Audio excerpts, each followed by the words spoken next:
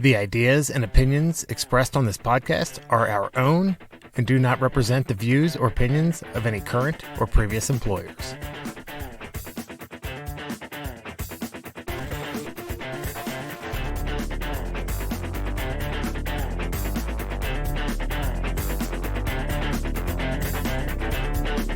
Hey guys, today on the show, Jason and I interview Eamonn O'Rourke, the CEO of RenoRun.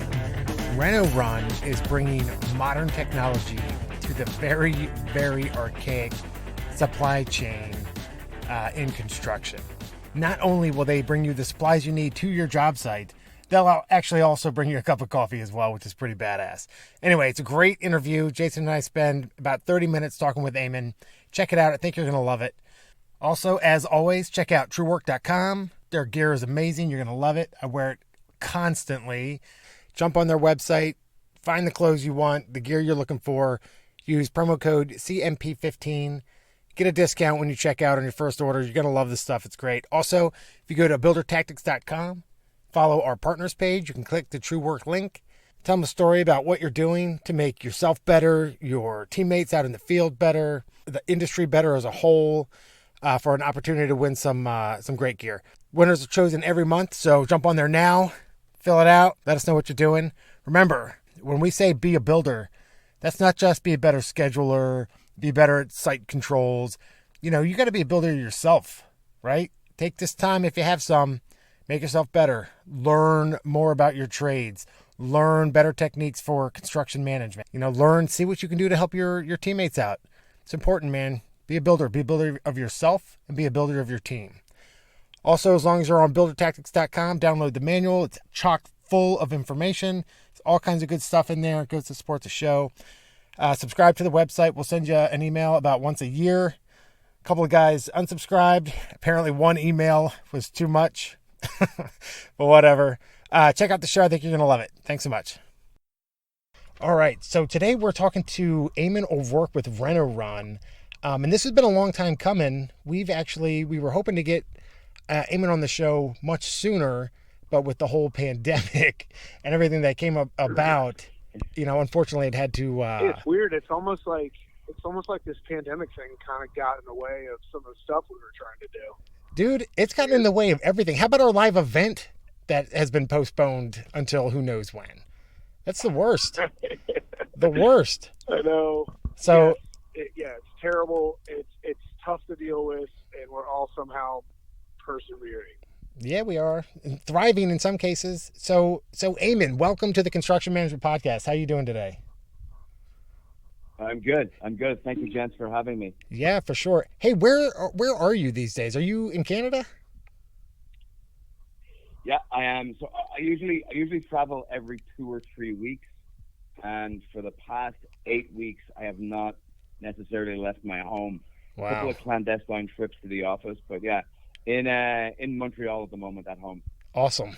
Cool. Hey, so Eamonn, so you are the CEO of RenoRun .com, I guess you could call it, or the app. Can you give us a little bit of like background on RenoRun, how you came up with it, and what do you call that kind of a company? And I'll let you just kind of explain, because it's like, it's cloud-based, but you've got like a brick and mortar facilities. So essentially what we're building is like a vertically integrated digital platform for contractors to order construction materials and have them delivered either on demand or in very specific time windows. So really, really high level, it's e-commerce for builders. That's pretty cool. So how did you come up with the idea? Were you in the building trades? Yeah, this is very much a case of me scratching my own itch.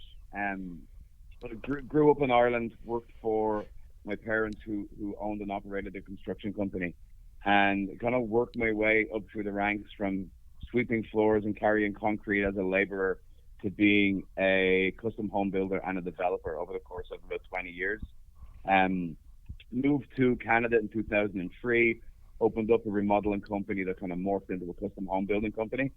And about 4 or 5 years ago, kind of stepped away from the industry for the first time and started exploring other options. And one of the things that occurred to me was that I've always been very passionate about the industry, being involved in it for my whole life.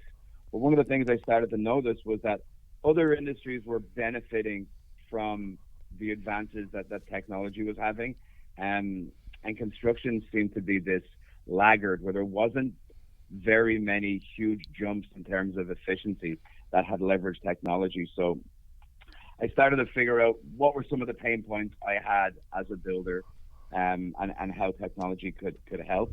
And we really started focusing on one of the biggest problems that we found was just labor is obviously a huge issue. Yeah. And having guys or staff leave a job site midday to grab a material that's needed due to an unforeseen circumstances was a great place to kind of start investigating, and that's really how the company was formed. So when we first launched 3 years ago, it was a very, very simple mobile application that builders could order last minute construction materials from, and we would deliver in 2 hours. The company has very much evolved over the past 3 years. We're currently in 3 cities with more coming this year. And really what we started to build out is this kind of quote unquote everything store where a contractor can engage in an e-commerce platform and place their construction material orders either through their smartphone application or on the website, and just have this repeatable, delightful delivery experience over and over again. So I have a ton of questions along those lines, but first I want to say I owned my own general contracting company, and if I ran out of material on a job, I would cuss up a storm that would make any sailor blush, because I'd be so pissed that I now had to stop what I was doing. So in my head, I'd be like, I'm getting out of here. I'm going to get home early.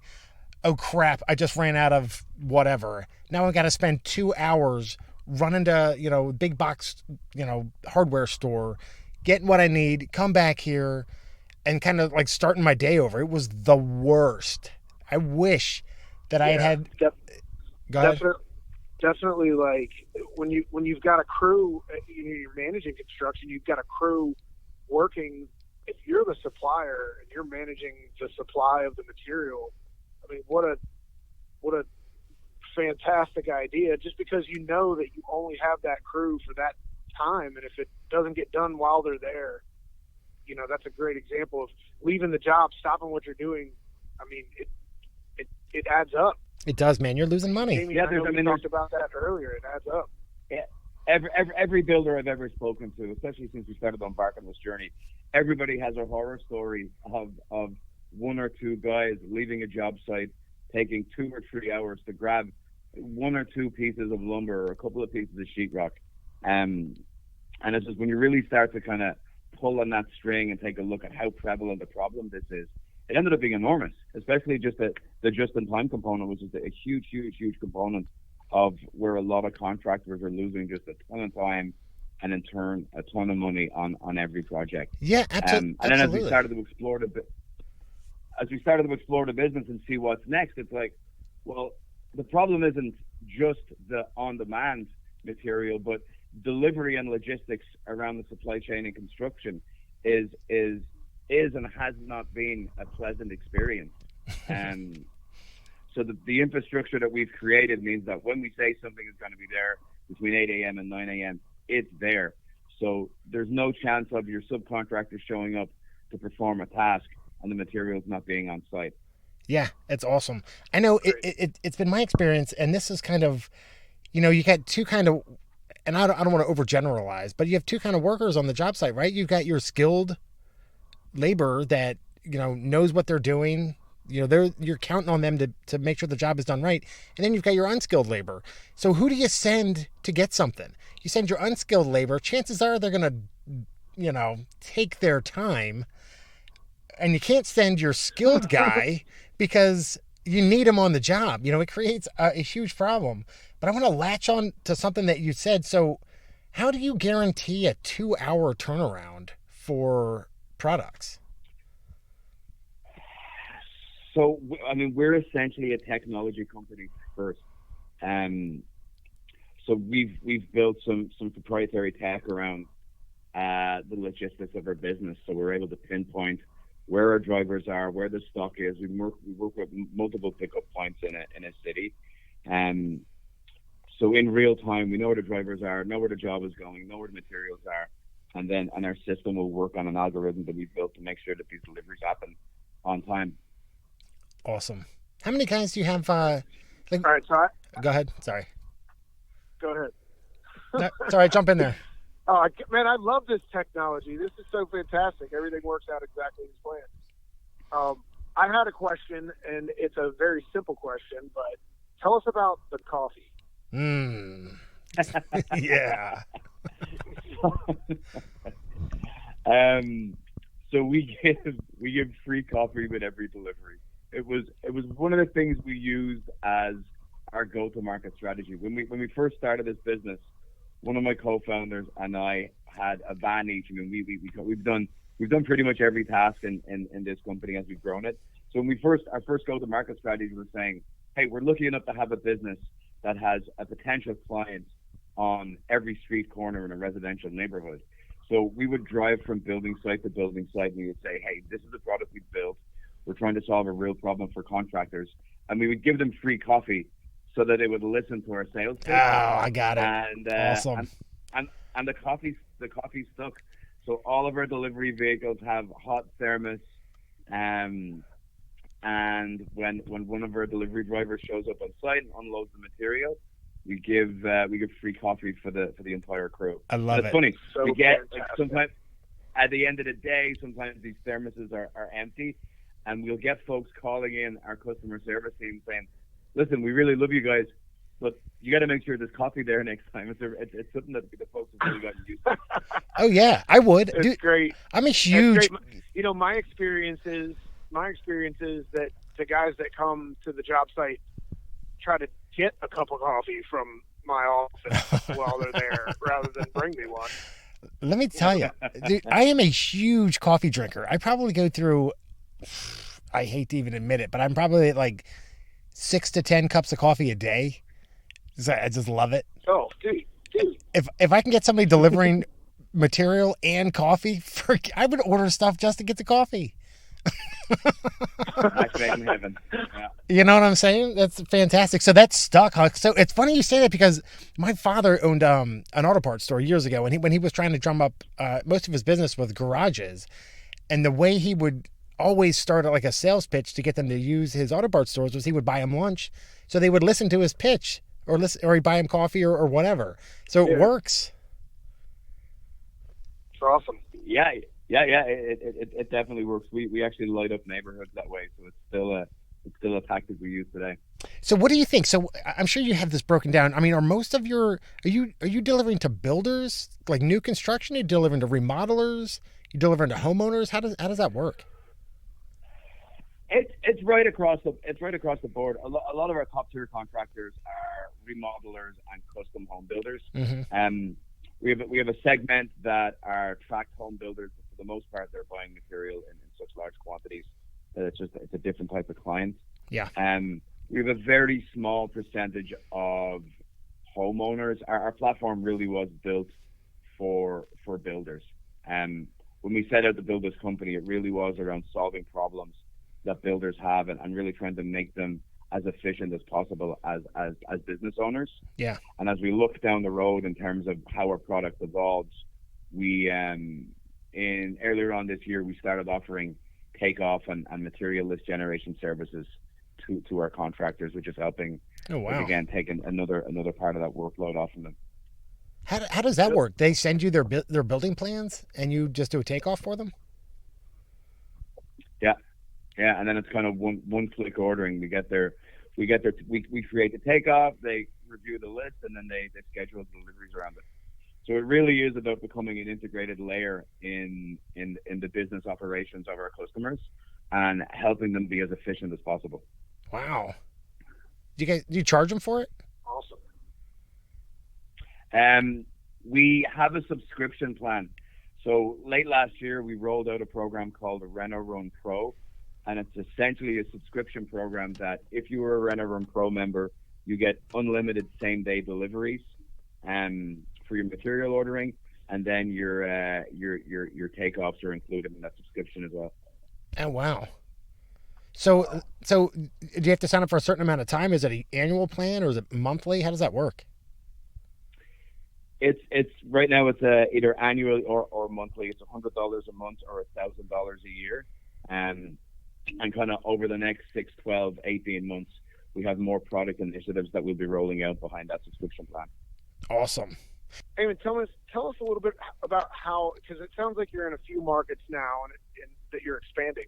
What type of markets are you looking for? What are you looking for when you look to expand? Are you looking at cities around the area that you're already in, or how does that work for you? There's a lot of different things that we look at in terms of new cities. We get requests almost on a daily basis from cities around North America of people wanting us to move into their city. There's obviously certain criteria in terms of the size of the city and the construction activity in there. And then there's a couple of more user-specific traits that we look at to define what the next best city is. Very cool. Hey, so how, with all this pandemic, which I hate with a red hot burning passion because it's getting in my way, how are you guys dealing with that? I mean, are you guys, what are your drivers or your delivery guys? How do they, I mean, they're all masked up, they wearing gloves. How do they do that? Yeah, so we actually we're live in Montreal, Toronto, and Austin, Texas, and in all three markets we paused operations for a couple of weeks. We have kind of 50% of our workforce are frontline employees, and the other 50% are office staff. So we were able to create a work from home solution for our office staff, but we wanted to give a couple of weeks to our frontline employees to make sure they were safe, make sure they were able to make whatever arrangements they needed to on a personal side. Yeah. And then we relaunched all three cities one after another over the past couple of weeks with we've created the much more strict infrastructure around how the drivers and how the delivery take place. So we have kind of zero contact pickup, zero contact drop off, and then it's making sure that we have new and refreshed PPE for our staff on a daily basis. Awesome. So none of those cities were affected with like a stay-at-home order or anything like that? At least not for construction? Yeah, they were different varying levels from city to city. Austin has a pretty strict shelter in place order in place, but construction went in and out of that order a couple of times. Oh, Montreal was closed for a couple of weeks. So they had varying degrees of closure. But now everything is open and back with a vengeance. I mean, our model really lends itself well. There's no need for contractors to go to the store. Everything is done through their smartphone or through the website, and yeah, there's no waiting in line. So it really lends itself well for what's going on right now. Eamonn, let me tell you, I was telling Jason earlier this week, I had to go to one of our big box hardware stores to pick something up for my wife. And I had to wait in a line I wanted to have it delivered, right? $75, and they would have delivered this thing to me. And I would have paid it. Instead, I spent 2 hours waiting in line. I had to wait in the same line 3 different times because it was so disorganized. And the whole time I'm standing there, and people are masked up, gloves, 6 feet apart, angry. I was like, why didn't I just get this thing delivered? It was such a miserable experience. I know you're not in this market, unfortunately. Maybe you're coming soon. Because didn't you tell me you're launching another? We're. Are you about to make an announcement exclusive? I'm not gonna bless you guys with an exclusive. We actually keep our next city close to. We play those cards close to our chest. Yeah. But we've got the next 3 cities already planned out. So oh wow! Stay tuned. They'll be coming quite soon. Awesome. Yeah. I mean, here's the thing, right? Is that in our daily lives or in our personal lives, we're so used to efficient delivery in terms of e-commerce experience. Yeah. And for us, as we started to build this business, it was just like it's a no-brainer that the construction industry should have the same experience. We've got contractors that spend hundreds of thousands or millions of dollars a year on construction materials, and the supply chain and how they interact with that supply chain is still so archaic. Yeah. For us, it was just an inevitability that this is the direction that things were going to start to move. That's awesome. I tell you, Jason and I deal with that every day. Love it. You know, we are constantly at odds with supply organizations trying to get the material we need when we need it. And it's just, I mean, it's a huge challenge in construction. You know it. I mean, you're living it. And archaic is an understatement too. I mean, we're still, it's still carbon copy on some level. Yeah. I mean, you know, still you're seeing stuff come through even on DocuSigns or, you know, electronic approvals, and they're, you know, scans of a receipt that was written by hand. Yeah. It happens all the time. So we do. I mean, it's not really, it's actually kind of funny that we've made it this far with certain things, and, you know, and we're still doing it the way we were 50 years ago and others. Yeah. It sounds like you've got, that was one of the things that was go ahead. It was important for us when we started to explore this. I think what you see, there's a lot of, in the past 2 or 3 years, there's been a lot of movement in terms of technology companies entering the construction space, and a lot of them seem to be creating these kind of enterprise level solutions for construction companies and for business owners to manage their companies. And for us, it was just so tremendously important to start with what a contractor's biggest cost center is. Right? They spend the most money on labor and the most money on material. So figuring out a solution that enables them to get those deliveries on time is just such an integral part of their business that it was one of the most important problems for us to solve. How long did it take you to solve that? Were you guys like sitting around one day trying to figure out what you could do, and you ordered a pizza and it came and went, and you were like, you know what? We can do the same thing with building supplies. Like, how did you land on that? Yeah, I mean, initially it was you guys know of a company called Instacart, so grocery delivery. Yeah. It stemmed from an Instacart delivery.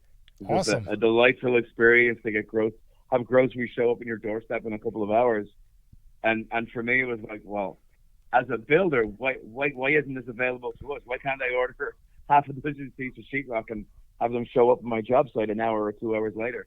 Yeah. And that was it. That's where the idea was born.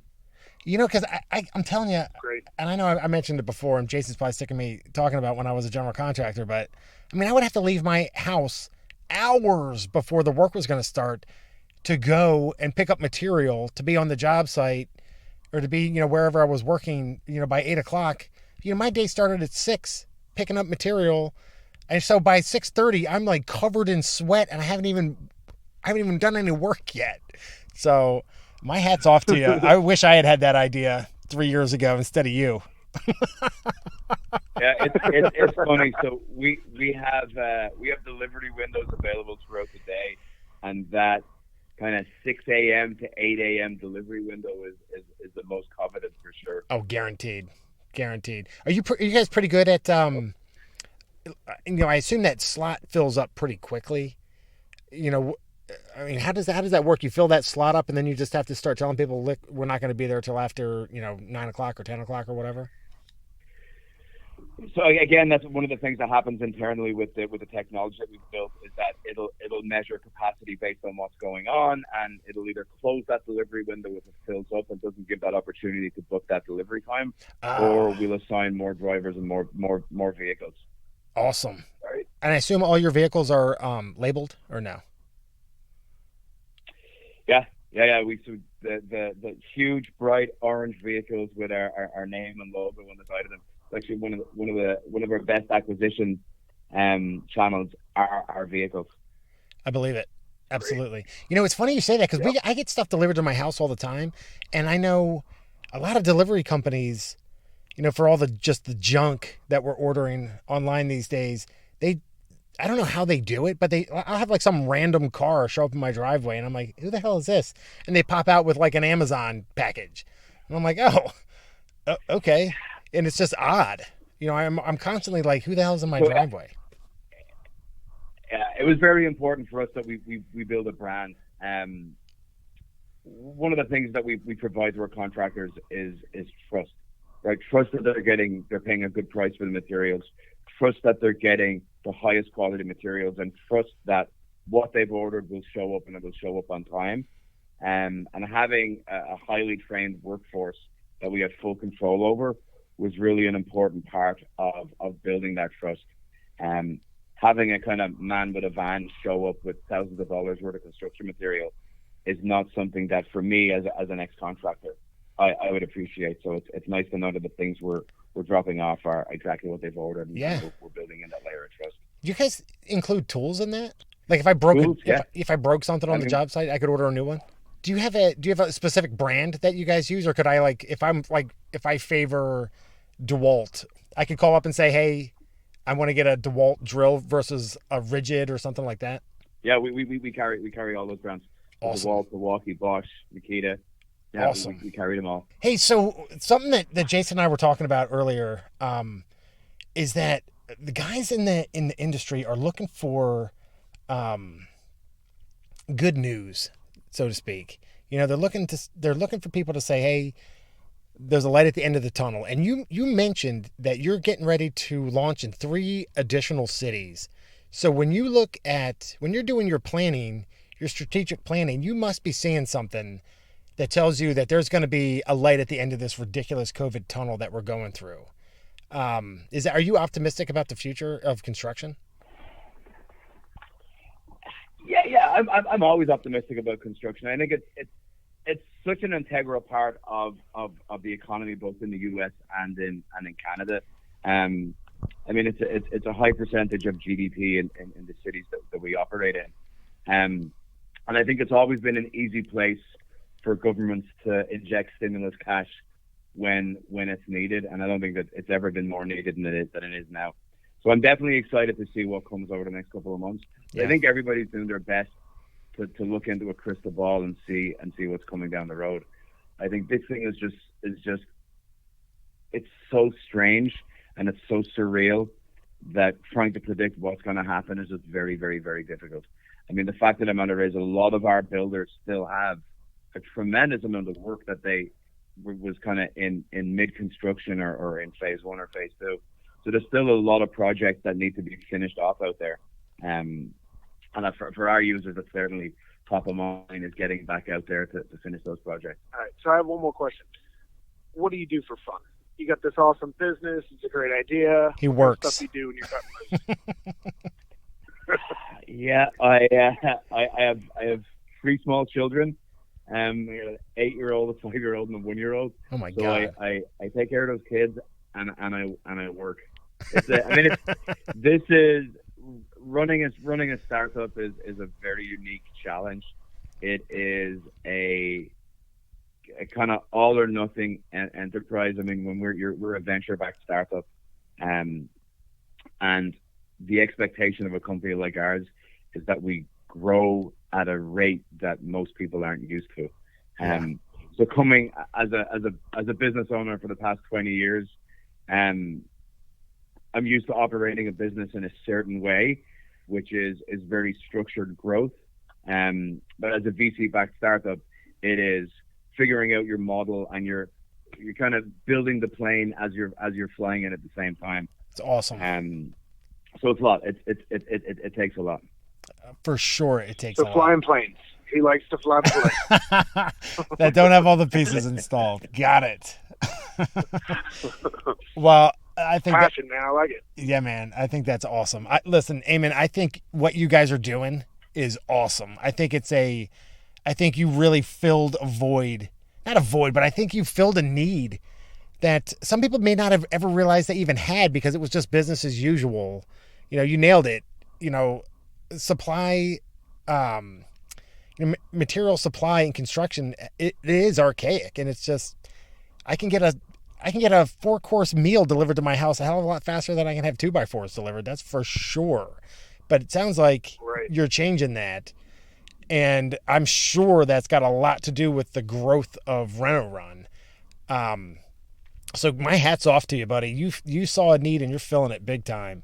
But how do people Thank you. I really appreciate it. How do we find you? So we got listeners from coast to coast, and we've got them United States, Canada, buddy. We're about to put you on the map, because I don't know if you know this, but we have listeners all over the world, and they're all going to want your services. So, love it. How do people find you? What do they got to do if they want to use your services? So yeah, RenoRun.com. We're actually about to launch a new version of the website in the next couple of weeks, or on the App Store, the Google Play Store, you can download the RenoRun app, and we will be coming to a city or town near you soon. Awesome. I can't wait. And no exclusives for the podcast, huh? Next time. Next time. Got it. Awesome. Well, Eamonn, listen, I really appreciate you coming on the show. I know Jason and I have been talking about your company for a while now. I'm so grateful that we were finally able to get you. You know, I think what you're doing is fantastic, and I really appreciate your time coming on the show to talk about it. Oh, an absolute pleasure, guys. Hey guys, thanks so much for listening. As always, check out truework.com, check out buildertactics.com. If you're interested in using RenoRun, check out their website, download their app. It's a fantastic company. You can see Eamonn has got a ton of passion for what he's doing. He is changing the way materials are delivered to the job site. It's pretty badass. Anyway, thanks so much for listening, and we'll catch you next time.